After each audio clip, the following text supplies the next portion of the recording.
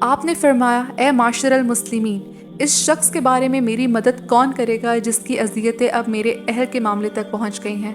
خدا گواہ ہے کہ میں نے اپنے اہل میں خیر کے سوا اور کوئی چیز نہیں دیکھی، اور نام بھی ان لوگوں نے ایک ایسے شخص صفوان بن معطل رضی اللہ تعالیٰ کا لیا ہے جس کے بارے میں بھی میں خیر کے سوا اور کچھ نہیں جانتا۔ آپ رضی اللہ تعالیٰ فرماتی ہیں کہ ابھی میرے والدین میرے پاس ہی بیٹھے ہوئے تھے اور میں روئے جا رہی تھی کہ قبیلہ انصار کی خاتون نے اندر آنے کی اجازت چاہی۔ میں نے انہیں اجازت دے دی اور وہ بھی میرے ساتھ بیٹھ کر رونے لگی۔ کہ پھر آپ بیان کرتی ہیں کہ ہم ابھی اسی حالت میں تھے کہ رسول اللہ تشریف لائے،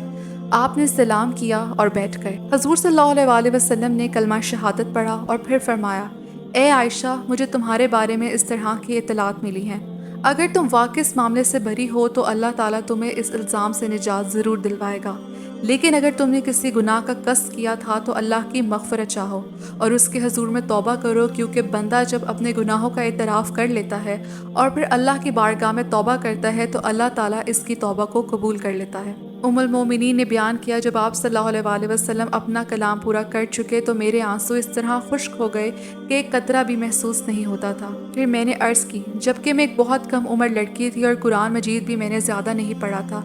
کہ خدا کی قسم مجھے بھی معلوم ہوا ہے کہ آپ لوگوں نے اس طرح کی افواہوں پر کان دھرا اور بات آپ لوگوں کے دلوں میں گھر کر گئی اور آپ لوگوں نے اس کی تصدیق کی۔ اب اگر میں یہ کہوں کہ میں اس تہمت سے بری ہوں تو آپ لوگ میری تصدیق نہیں کر سکتے، اور اگر اس گناہ کا اقرار و اعتراف کر لوں جبکہ اللہ تعالیٰ خوب جانتا ہے کہ میں اس سے بری ہوں تو آپ لوگ اس کی تصدیق کرنے لگ جائیں گے۔ بس خدا گواہ ہے کہ میری اور آپ لوگوں کی مثال یوسف علیہ السلام کے والد جیسی ہے، جب انہوں نے کہا تھا صبر جمیل بہتر ہے اور اللہ ہی کی مدد مطلوب ہے اس بارے میں جو تم کہہ رہے ہو۔ پھر میں نے اپنا چہرہ دوسری طرف کر لیا اور اپنے بستر پر لیٹ گئی، کیونکہ میں بہت کمزور اور بیمار تھی۔